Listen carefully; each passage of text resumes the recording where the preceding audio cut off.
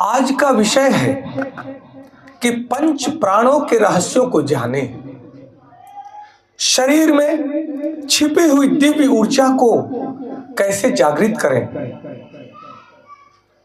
इन भावों को समझना आवश्यक है, इन सिद्धांतों को जानना अति आवश्यक है। आपके भीतर 10 प्राण काम कर रहे हैं, सांसें ही नहीं, यह जीवन शक्ति है। इन प्राणों को समझें, तभी आपका जीवन जीवंत हो उठेगा। कहते हैं कि हम सोचते हैं कि हम केवल भोजन से जीवित हैं या केवल सांस लेने से ही जीवन चलता है, परंतु हमारे योग शास्त्र कहते हैं कि हमारे शरीर में 10 प्रकार की जीवन शक्तियां कार्य कर रही हैं, जिन्हें कहते हैं पंच प्राण और 5 उप प्राण। इन 5 प्राण और 5 उप प्राण को समझना अति आवश्यक है। अगर जो व्यक्ति इन 5 प्राणों को समझता है, 5 उप प्राणों को समझता है, तो वह प्राणायाम के द्वारा अपने प्राणों को नियंत्रित करता है, जागृत करता है। उसके जीवन से अनेकों प्रकार की बीमारियां जो ग्रसित करने वाली हैं वो दूर हो जाती हैं, उसका जीवन धन्य हो जाता है, स्वस्थ बनता है और वह दिव्य शक्तियों को प्राप्त करता है।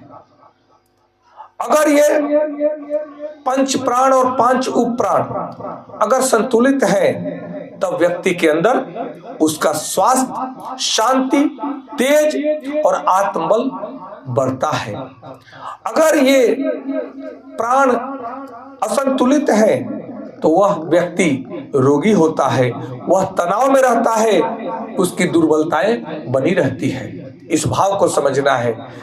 प्राण ही जीवनदायिनी शक्ति है। इसलिए आज हम जानेंगे कि ये प्राण क्या है, ये प्राण कहाँ स्थित रहते हैं और इन्हें जागृत कैसे किया जाए। इन सूत्रों को आज समझने का प्रयास करेंगे। 5 प्राण क्या है, पहले हम इसको समझते हैं। हमारे योग शास्त्र और उपनिषदों के अनुसार 5 मुख्य प्राण हैं।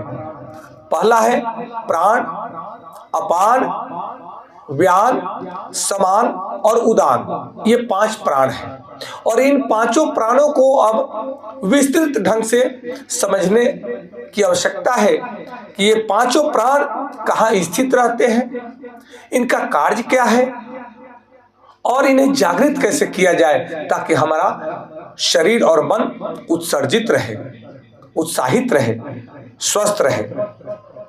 प्राण वायु, प्राण, अपान, व्यान, समान, उदान। सबसे पहले आते हैं हम प्राण पे। प्राण वायु का स्थान हृदय और छाती के क्षेत्र में होता है। हृदय और छाती के क्षेत्र में ये नासिका से ये श्वास को हम ग्रहण करते हैं, ये प्राण वायु आता है और हमारे हृदय तक यह अपना स्थान निर्धारित करता है। इसका कार्य है श्वास और प्रश्वास। नासिका से श्वास को ग्रहण करना और फिर फेफड़े द्वारा नासिका से श्वास को छोड़ना। यह हृदय की गति को संतुलित करता है, जागृत करता है। जीवन ऊर्जा का मुख्य स्रोत है यह प्राणवायु। यह अंदर की ओर ऊर्जा को खींचती है। सांस लेना प्राण का ही कार्य है, ध्यान रखना। प्राण अगर प्रबल ना हो तो ये श्वास आप जो ले रहे हैं ये अपने आप नहीं ले रहे हैं। ये प्राण की प्रबलता ही आपको श्वास लेने के लिए शक्तिशाली बनाती है। नहीं तो क्या कारण होता है कि एक समय ऐसा आता है कि श्वास लेने से भी नहीं लिया जाता। इस पर विचार करने की आवश्यकता है। इसको कैसे जागृत करें, इसको समझने की आवश्यकता है। दूसरा है अपान वायु। अपान वायु का स्थान नाभि से नीचे मल मूत्र प्रजनन क्षेत्र में स्थित है। इसका कार्य है निष्कासन, प्रसव और शरीर की शुद्धि।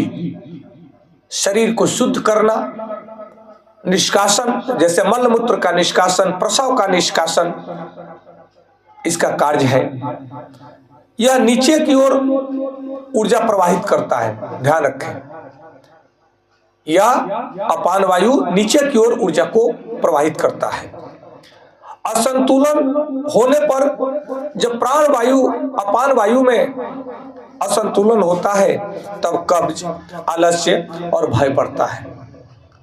इसलिए प्राणायाम के द्वारा हमें प्राण वायु, अपान वायु इसको सदैव ही जागृत करने की आवश्यकता है। तीसरा है समान वायु। समान वायु का स्थान नाभि क्षेत्र में होता है। समान वायु हमारे पाचन तंत्र को सुचारू रूप से संचालित करता है, चलाता है। यह नाभि क्षेत्र में स्थित होता है। इसका कार्य है पाचन, भोजन को ऊर्जा में बदलने का कार्य किसका है? समान वायु का है। जब समान वायु संतुलन में रहता है तो वह शक्ति प्रदान करता है। वह भोजन के पाचन से रस, रक्त, मांस, मेद, अस्थि, मज्जा, रजवीर तैयार करता है जो हमारे शरीर को शक्तिशाली बनाते हैं। यह ठीक हो तो व्यक्ति निर्णय की शक्ति में संपन्न होता है और उसके अंदर धैर्य बना रहता है। जिसका समान वायु संतुलित है, जागृत है, वह व्यक्ति निर्णय शक्ति से संपन्न, वह निर्णय लेने में सक्षम होता है और वह धैर्यवान होता है, क्योंकि शक्ति, पूरे शरीर को शक्ति देने का कार्य समान वायु करती है। उदान वायु। उदान वायु का स्थान है गला से सिर तक। नासिका से ये हम श्वास ग्रहण करते हैं और गला से सिर तक उदान वायु का स्थान है। इसका कार्य है वाणी, अभिव्यक्ति, स्मृति, आध्यात्मिक उन्नति करना इस उदान वायु का कार्य है। उदान वायु को जो योगी, जो साधक जागृत करता है तब उसके अंदर पानी पर चलने की शक्ति आ जाती है, हवा में उड़ने की शक्ति आ जाती है और उदान वायु को योगी जन अपने सिर में स्थित करके अपने जीवन को समाधि में लेकर के चले जाते हैं। कहते हैं मृत्यु के समय आत्मा को ऊपर ले जाने वाली शक्ति भी यह उदान वायु ही है।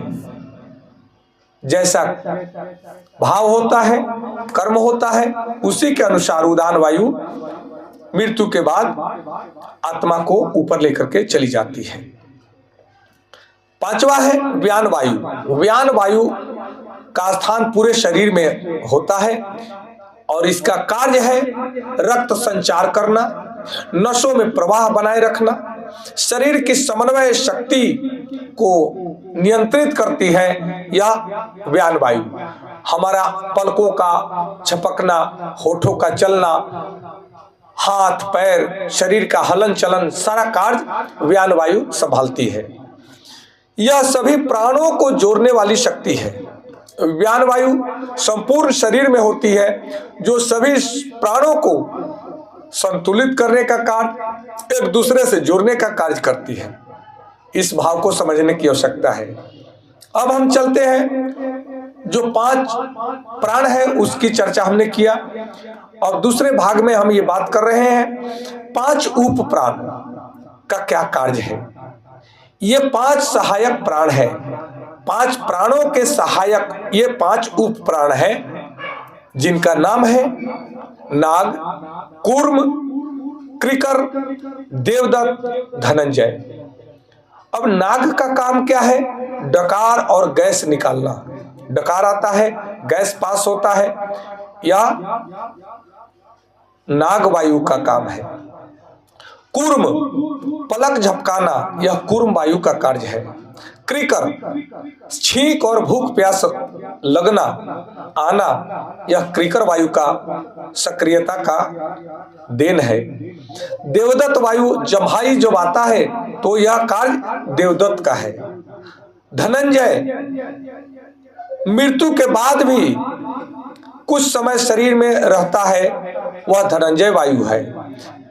हमारे योग शास्त्र बताते हैं कि शरीर मशीन नहीं है, यह चेतना का मंदिर है। इस भाव को समझने की आवश्यकता है। और आध्यात्मिक सिद्धांत हमें बताते हैं कि पंच प्राण केवल जैविक शक्ति नहीं, ये हमारे मन और चेतना से जुड़े हुए हैं। यह मन और चेतना की शक्ति है। प्राण का मन और चेतना से बहुत ही गहरा संबंध है। मन अशांत तो प्राण असंतुलित, प्राण संतुलित है तो मन शांत है। इस भाव को समझना है।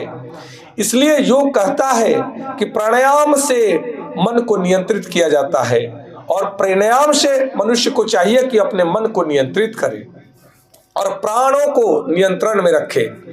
प्राणों को जागृत करने की विधि है कि प्राणायाम करें।